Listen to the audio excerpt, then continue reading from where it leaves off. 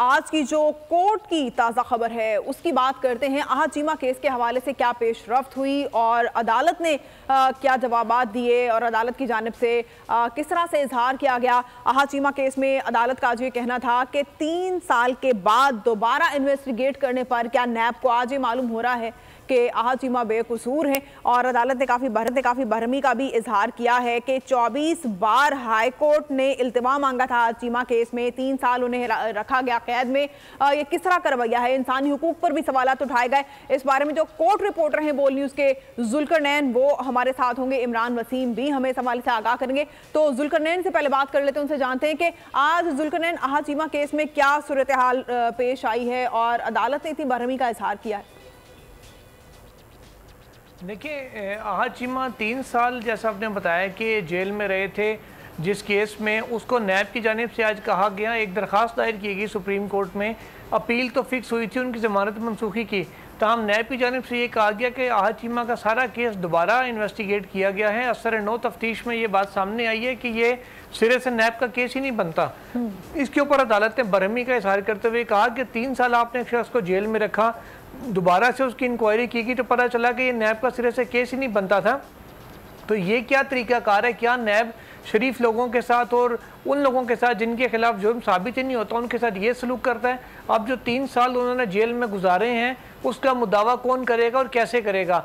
जजेस ने यहाँ तक ऑब्जर्वेशन दी कि क्यों ना हम इसका जुर्माना करें नैब को, और वो जो नैब के मुतलका अफसरान हैं उनसे इसकी वसूलियाँ करके तो जो मुलजिम थे आहत चीमा, जिनको अब खुद नैब बेकसूर करार दे रहा है, उनको ये अदायगी की जाए।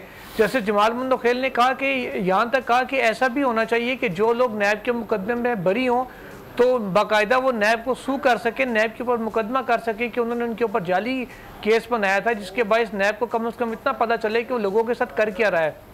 ब्रिगेडियर रिटायर्ड असद मुनीर का भी हवाला दिया जस्टिस अतहर मिनल्ला ने और कहा कि उन्होंने नैब के रवैये से तंग आकर खुदकुशी कर ली थी और जब वो इंतकाल कर चुके थे उसके बाद अदालत से वो नैब के केस में बरी भी हो गए और खुद नैब ने लिख कर दिया अदालत के अंदर कि वो बेकसूर थे।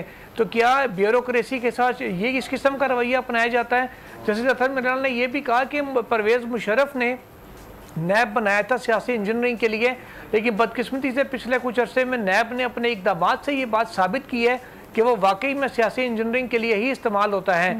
जैसे जमाल मंदोखेल ने कहा कि वो खुद नैब के क्योंकि प्रोसिक्यूटर रहे हैं वकालत के दौर में, उन्होंने कहा कि येलो रूम, ब्लू रूम और डार्क रूम जैसे कमरे नैब में बनाए गए हैं जिनका मकसद सिर्फ और सिर्फ सियासत करना है और कुछ भी नहीं, जहाँ पर मुल्जिमान को रखा जाता है उनकी कैटेगरी के हिसाब से। इसके अलावा चीफ जस्टिस ऑफ पाकिस्तान ने कहा कि नैब जिनको गवाह के तौर पर सिर्फ बयान रिकॉर्ड करने के लिए बुलाता है उनके साथ भी नैब का रवैया अच्छा नहीं होता। चीफ जस्टिस ने कहा मेरे एक दोस्त हैं जो चार्टर्ड अकाउंटेंट हैं, वो एक किसी इंक्वायरी में जिनके वो उनके किसी क्लाइंट की इंक्वायरी हो रही थी, उस सिलसिले में उन्हें बतौर गवाह बुलाया गया था और बतौर गवाह चीफ जस्टिस ने कहा कि मेरे दोस्त को बुलाकर 5 घंटे नैब ने बिठाई रखा और फिर उनको कहा कि आप कल आइएगा, आपका बयान आज रिकॉर्ड नहीं हो सकता। गवाहान के साथ ये रवैया है तो मुल्जिमान के साथ क्या होगा। इस किस्म की काफ़ी सख्त ऑब्जर्वेशन अदालत की जानिब से दी गई थी, जिसकी ये वजह थी तमाम जो अदालत ने बरहमी का इजहार किया नैब के ऊपर। नैब के प्रोसिक्यूटर बार बार कहते रहे कि मुझे नई हिदायत लेने का मौका दें, लेकिन अदालत ने उनकी बात नहीं मानी और अदालत ने कहा कि आपने जो हिदायत लेनी थी लेकर अदालत को लिख कर दे दिया है कि असर नौ तफ्तीश में आहत चीमा जो हैं वो बेकसूर करार पाए हैं। तो मासूम लोगों के साथ और ब्यूरोक्रेसी के साथ इस किस्म का रवैया किसी भी सूरत बर्दाश्त नहीं किया जाएगा। जस्टिस अतहर मिनल्ला बार बार ये कहते रहे कि इस केस को हम एक मिसाल बनाएंगे नैब के लिए ताकि दोबारा किसी का इस तरीके से इस्तेसाल ना किया जा सके। ठीक है, सब्सक्राइब करें और बेल दबाएं ताकि कोई खबर रह न जाए।